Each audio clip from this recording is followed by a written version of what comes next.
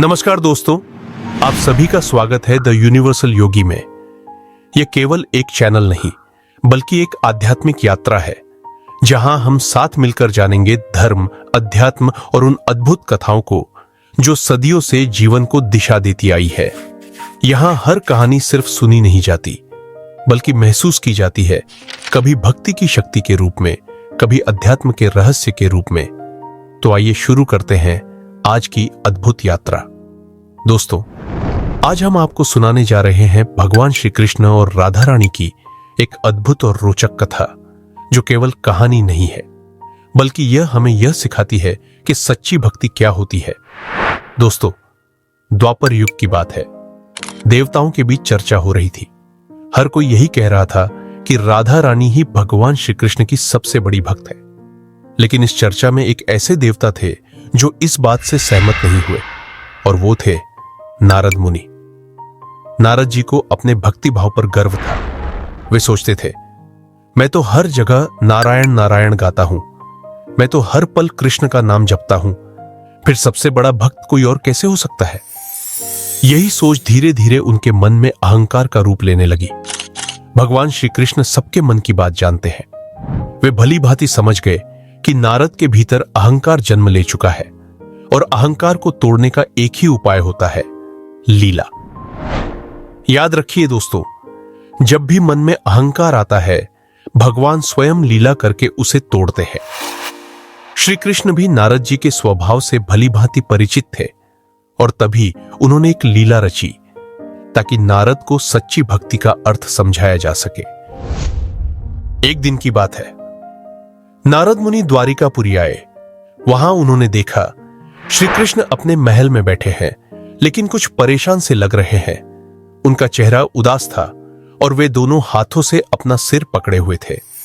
नारद जी ने तुरंत पूछा, प्रभु, यह क्या हाल बना रखा है? आप ऐसे चिंतित और व्यथित क्यों दिख रहे हैं? कृष्ण ने धीमी आवाज में कहा, मुनिवर, आज मेरे सिर में भयंकर पीड़ा है। ऐसा लगता है मानो मेरा मस्तक फट जाएगा। न दवाई से आराम मिल रहा है, न विश्राम से। केवल एक उपाय है जिससे यह दर्द मिट सकता है। नारद जी उत्सुक होकर बोले, वह उपाय क्या है प्रभु? मुझे बताइए, मैं अभी पूरा करता हूं। कृष्ण मुस्कुराए और बोले, उपाय यह है कि मेरा सबसे बड़ा भक्त अपने चरण धोकर उस चरणामृत को मुझे पिलाए, तभी यह सिरदर्द दूर होगा।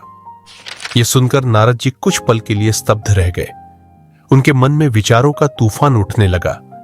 अगर मैं अपने पैर धोकर वह जल प्रभु को पिलाता हूं तो लोग क्या कहेंगे?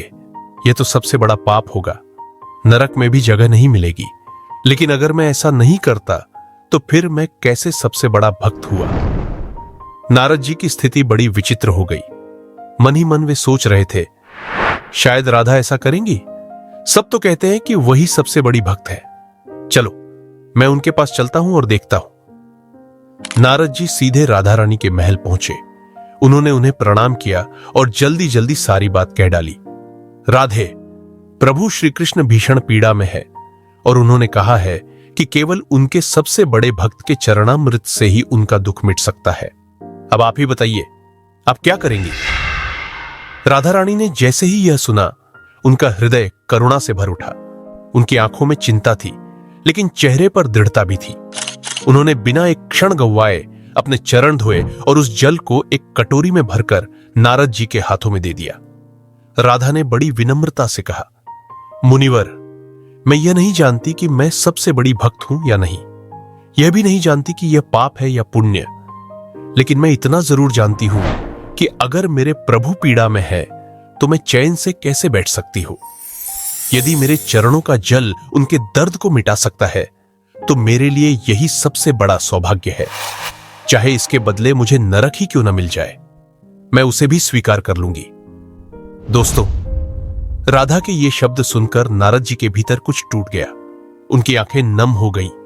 उन्हें एहसास हुआ कि जहां अहंकार होता है वहां भक्ति नहीं होती, और जहां निस्वार्थ प्रेम होता है वहां सच्ची भक्ति होती है। नारद जी समझ गए कि राधा ही सच्ची भक्त है, क्योंकि उनके लिए प्रभु की पीड़ा सबसे बड़ी चिंता है, अपने पाप पुण्य, अपने स्वर्ग नरक से भी बड़ी। और तब उन्हें झात हुआ कि कृष्ण ने यह सारी लीला केवल इसलिए रची थी ताकि उनका अहंकार टूटे और वे भक्ति का असली अर्थ समझ सकें। दोस्तों, इस कथा का संदेश गहरा है। भक्ति का मतलब केवल नाम जपना या भगवान का गुणगान करना नहीं है। भक्ति का असली रूप है निस्वार्थ प्रेम, त्याग और संपूर्ण समर्पण।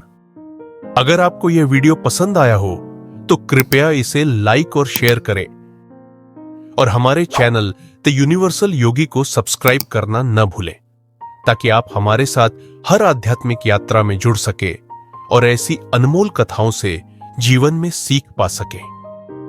जय श्री राधे कृष्णा।